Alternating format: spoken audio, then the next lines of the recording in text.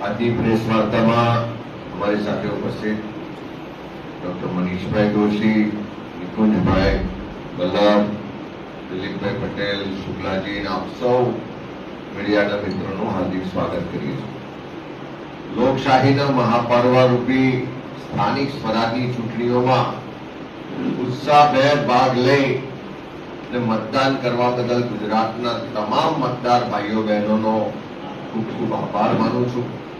અને સાથે સાથે ભારતીય જનતા પાર્ટીના તમામ કાવા દાવા, સામ દામ દંડ ભેદની નીતિ, દાગ ધમકીઓ, ગુંડાગર્દી, તમામ અનૈતિક કૃત્યો અને ગેરબંધારણીય રીતે જે પ્રક્રિયાઓ કરવામાં આવી એની સામે મક્કમતાથી એક યોદ્ધા તરીકે લડવા માટે મેદાનમાં ઉતરેલ અમારા તમામ કોંગ્રેસ પક્ષના ઉમેદવારો, અમારા તમામ કાર્યકરો અને આગેવાનોને પણ ખૂબ ખૂબ અભિનંદન આપું છું. ગુજરાતમાં 15 મહાનગરપાલિકાઓ, 84 નગરપાલિકાઓ, 34 જિલ્લા પંચાયતો અને 260 જેટલી તાલુકા પંચાયતોમાં સ્થાનિક સ્વરાજની આ ચૂંટણીઓ યોજાઈ.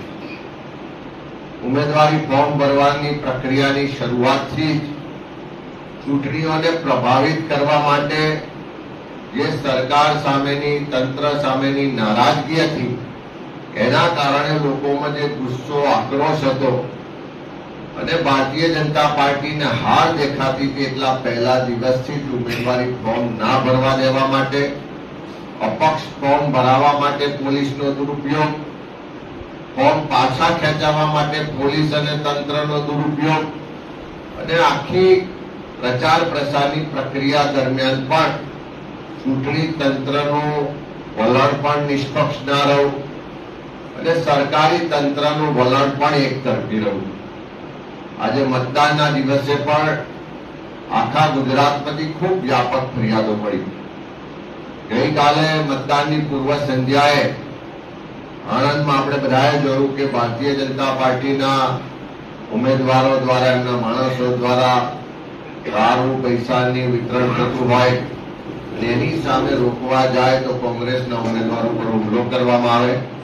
સતત અનેક જગ્યાએ કોંગ્રેસના ઉમેદવારોને, એમના ઠેકેદારોને પોલીસ કોઈ પણ કારણ વગર પૂછપરછ કરવાના બહાને કલાકો સુધી પોલીસ સ્ટેશનમાં બેસાડી રાખે. અનેક જાતની દાગ ધમકીઓ અને ગુંડાગર્દી ગઈકાલ ને આજે પણ આખા દિવસ દરમિયાન જોવા મળી. આજે આખા ગુજરાતમાં અમારી લીગલ ટીમ આખો દિવસ પ્રદેશના કંટ્રોલ રૂમમાં બેઠા અને અલગ અલગ જગ્યાએથી જે ફરિયાદો મળી કે કેટલી જગ્યાએ રાતોરાત મતદાન મથકો બદલી દેવામાં આવ્યા જેથી કરીને મતદારોને ખૂબ અગવડતા પડી. અનેક જગ્યાએ અનેક લોકોના નામો મતદાર યાદીમાંથી કમી થયેલા પણ જોવા મળ્યા. એના કારણે પણ અનેક નાગરિકોનો મતનો અધિકાર છીનવાઈ ગયો. દારૂ, પૈસાની સાથે સાથે ધાક ધમકીઓનો આખો દોર આખો દિવસ ચાલે.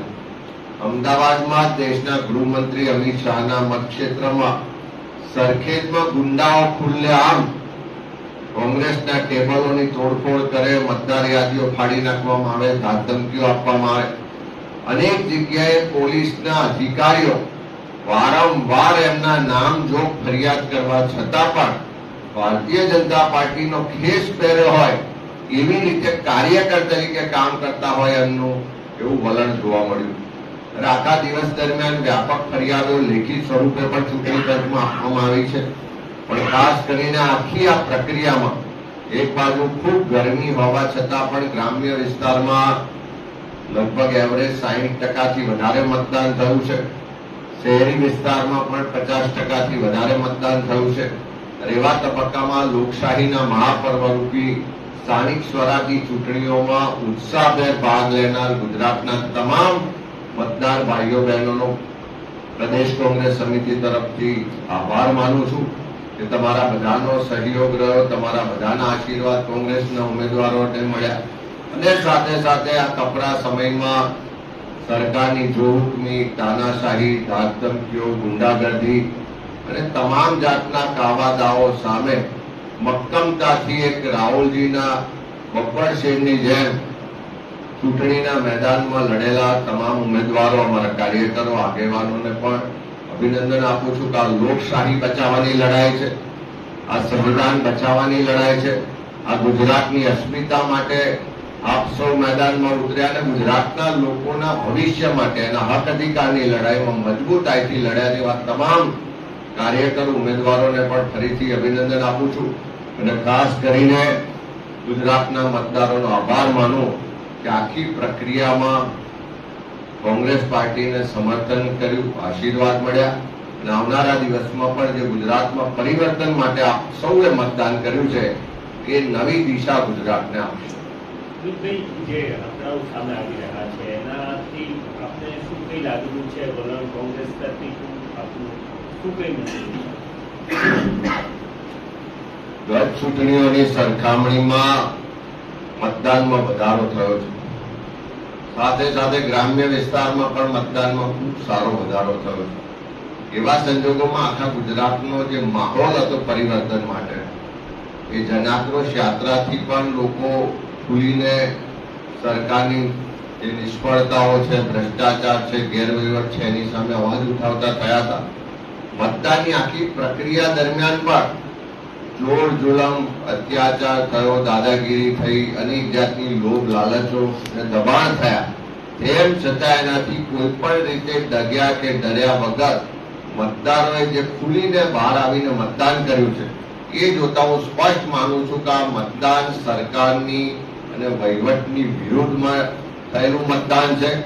પરિવર્તનની જે લહેર હતી એ લહેરરૂપી મતદાન છે અને ખાસ કરીને આદિવાસી વિસ્તારોમાં અને ગ્રામ્ય વિસ્તારોમાં જે મતદાન વધ્યું છે એનાથી ચોક્કસ કહી શકાય કે ગુજરાતમાં આ મતદાનના માધ્યમથી આવનારા દિવસમાં પરિવર્તન થશે. અત્યારે જે રીતે ચૂંટણી પતી ગઈ છે પણ હજુ મતગણતરી બાકી છે, ત્યાં સુધી હવે કઈ રીતે કોંગ્રેસ કામ કરશે? મતલબ કોઈ માણસો રહેશે ત્યાં સ્ટ્રોંગ રૂમ પાસે આજે કઈ? અત્યારે મતદાનનો સમય પૂરો થયો છે, ત્યાર પછીની પ્રક્રિયાઓ પણ ચાલુ છે. હજુ પણ અમારા કાર્યકરો, એજન્ટો ફોર્મ નંબર 17C મેળવવા માટે મતદાન મથકો પર હાજર છે અને ત્યાર પછીની જે સ્ટ્રોંગ રૂમ સીલ કરવાની પ્રક્રિયામાં પણ અમારા લોકો હાજર રહેવાના. આવતીકાલનો દિવસ છે, બધા તૈયારી કરશે.